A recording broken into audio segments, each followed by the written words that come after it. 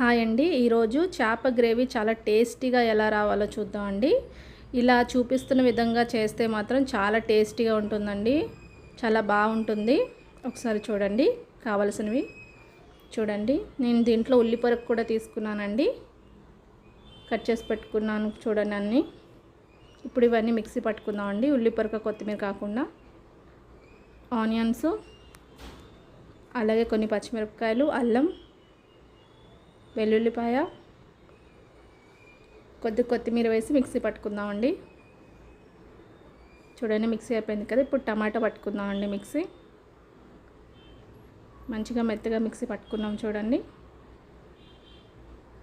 చూడండి బొచ్చా చేప మంచిగా నీట్గా కడిగి పట్టుకున్నాం కదా. ఇప్పుడు స్టార్ట్ చేద్దాం. ఆయిల్ వేడైన తర్వాత ఇంతకల మిక్సీ పట్టి పెట్టుకున్న ఈ మసాలా పేస్ట్ వేసేయాలండి.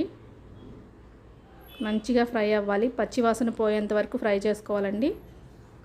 అడుగు పట్టకుండా ఉండడానికి ఇలా మధ్య మధ్యలో కలుపుతూ ఉండాలి. కొద్దిగా పసుపు వేసుకుందాం. మంచిగా కలుపుకోవాలి. చూడండి చూపిస్తున్నట్టుగా కలుపుకోవాలి. ఇప్పుడు టమాటా పేస్ట్ కూడా వేసి ఒకసారి మంచిగా పచ్చివాసన పోయేంత వరకు కలుపుకుందామండి. అడుగు పట్టకుండా కలపాలి. ఇప్పుడు సరిపడే అంత కారం వేసుకుందాం అండి. మళ్ళీ ఒకసారి కలుపుకుందాం.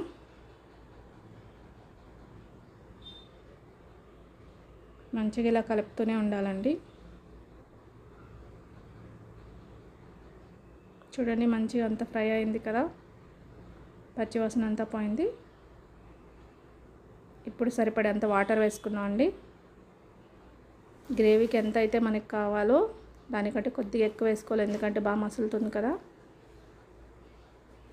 ఇప్పుడు ధనియాల పొడి, గరం మసాలా కొంచెం వేసుకుందామండి.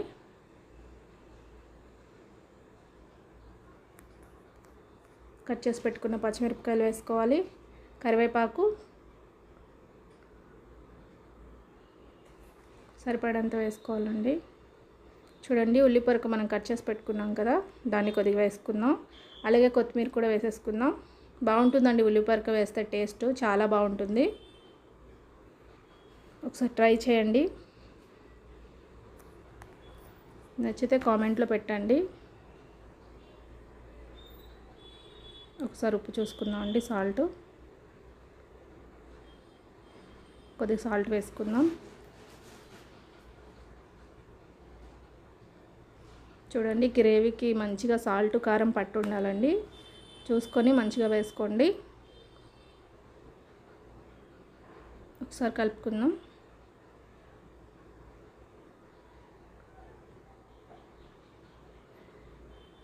ఇప్పుడు మూత పెట్టేసుకుందాం అండి. బాగా మరగాలి. చూడండి మంచిగా మరిగింది కదా. ఒకసారి మూత తీసుకుందాం.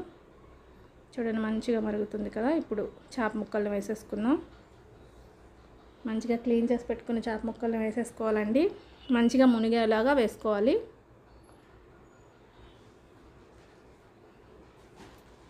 మంచిగా పెట్టుకుందామండి. అన్నీ బాగా కుక్ అవ్వాలి కదా. ఒకసారి మూత పెట్టేసుకుందామండి. బాగా కలిపేసుకున్నాం కదా. చూడండి ఇప్పుడు ఒకసారి ఉప్పు కారం చూసుకుందామండి.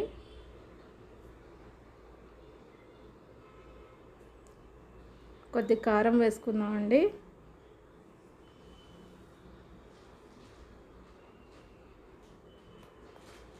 ఒకసారి కలిపేసుకుందాం.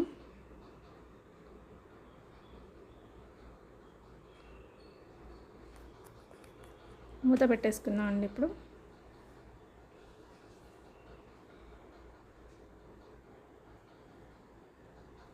చూడండి ఎంత మంచిగా కుక్ అయిందో చేపల కూర. చాలా టేస్టీగా ఉంటుందండి ఇది. ఒకసారి ట్రై చేయండి. ట్రై చేసి చూడండి. చాలా బాగుంటుందండి. ఎప్పుడు తినేదానికంటే డిఫరెంట్గా బాగుంటుంది ఇట్లా చేసుకుంటే. మా వీడియోస్ మీకు నచ్చితే లైక్ చేయండి, షేర్ చేయండి, సబ్స్క్రైబ్ చేసుకోండి. Thank you. కామెంట్ చేయండి.